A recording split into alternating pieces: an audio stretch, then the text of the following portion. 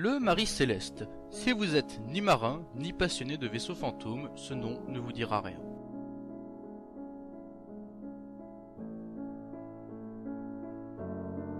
Comme je viens de le dire, il s'agit d'un vaisseau fantôme, et son mystère n'a toujours pas été résolu.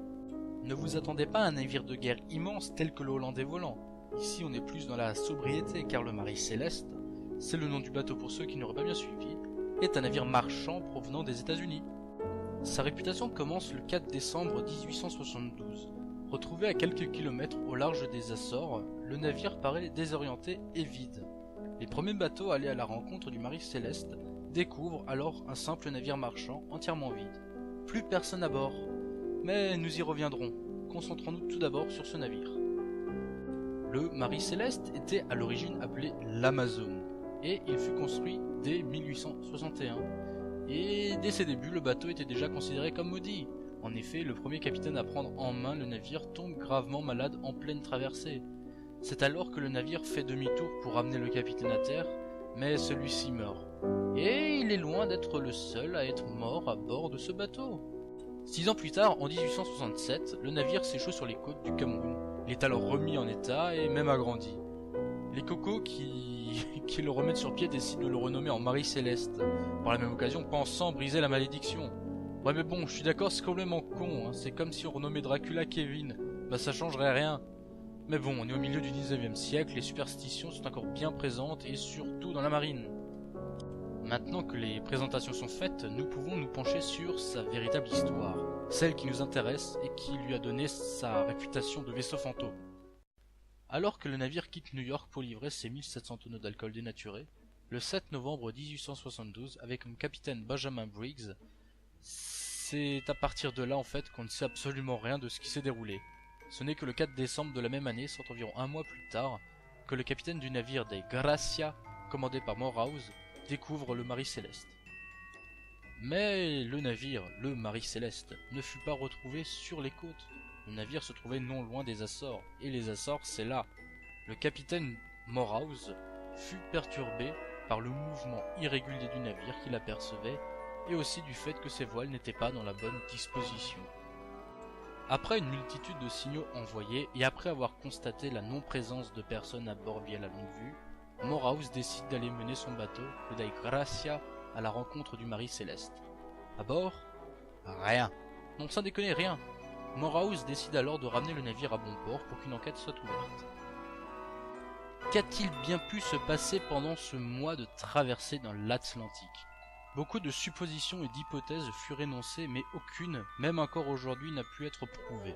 Ce qu'il faut savoir, c'est que le navire était en parfait état. Enfin, oui et non. Il était déjà abîmé en partant de New York, mais ce que je veux dire, c'est qu'il n'a pas subi de plus gros dégâts pendant la traversée. De plus, à bord, tout était en ordre, et le carnet de bord du capitaine Bridge s'arrête le 25 novembre et ne signale aucun problème avant cette date. On pensa alors en premier lieu à une mutinerie de l'équipage. Impossible, les canaux de sauvetage étaient encore présents. Puis c'est l'idée d'une tempête qui fut avancée. Impossible aussi, le bateau ne présentait pas de dégâts suffisants pour laisser penser que l'équipage a été projeté par-dessus bord. Aussi on pensa à un acte de piraterie. Et c'est l'une des hypothèses les plus probables, mais dans ce cas il faut se poser quelques petites questions. Si des pirates avaient décidé d'attaquer ce brigantin, pourquoi auraient-ils juste pris l'équipage? La cargaison était en parfait état et rien n'avait disparu. Ensuite, un capitaine ne se rend jamais. Il devrait donc y avoir un cadavre, ou au moins celui du capitaine. Et puis quant à ceux qui ont retrouvé le navire, dès qu'ils sont entrés dans les cuisines, ils avaient eu aucun repas en préparation et la nourriture était abondante. Si des pirates étaient passés par là juste pour l'équipage, histoire d'en faire des esclaves, ils auraient au moins pris la nourriture afin de les nourrir. En revanche, ce qui pousse à croire un acte de piraterie, ce sont les entailles retrouvées sur la proue du navire, ainsi que des possibles traces de sang. L'enquête a finalement émis une hypothèse assez probable. Ce qu'il faut savoir, c'est que Briggs était extrêmement pieux, très croyant selon ses proches. Il aurait donc été possible qu'il se mette à péter un câble d'ordre religieux, et aurait décidé de tuer tout le monde à bord. Ils n'étaient pas nombreux, donc c'est pour ça que c'est probable. Il aurait donc sorti son sabre en massacrant tout le monde au nom de Dieu.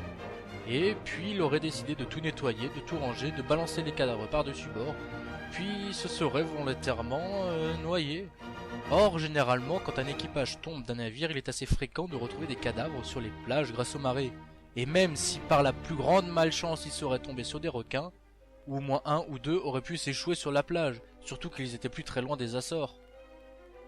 Maintenant, intéressons-nous aux hypothèses les plus paranormales. La première à laquelle on pourrait penser, c'est l'abduction. L'abduction, c'est quoi, me direz-vous? Eh ben, c'est un vaisseau alien qui se met au-dessus de votre tête et vous emporte sans laisser de traces. C'est un truc un peu à la X-Files. Quelque part, c'est classe. Seconde hypothèse, et toute dernière par ailleurs, qui n'est pas vraiment paranormale, c'est que le navire aurait pu subir l'attaque d'un calamar géant.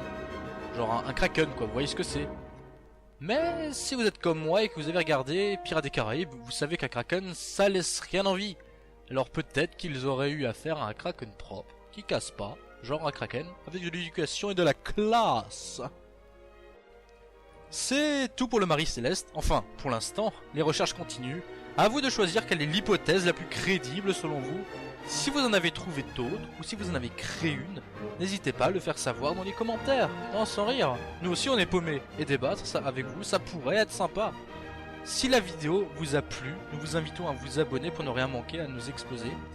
Et si vraiment elle vous a plu et que genre ça a changé votre vie, pour toujours d'ailleurs, mettez un pouce bleu. Et sur ce, au revoir.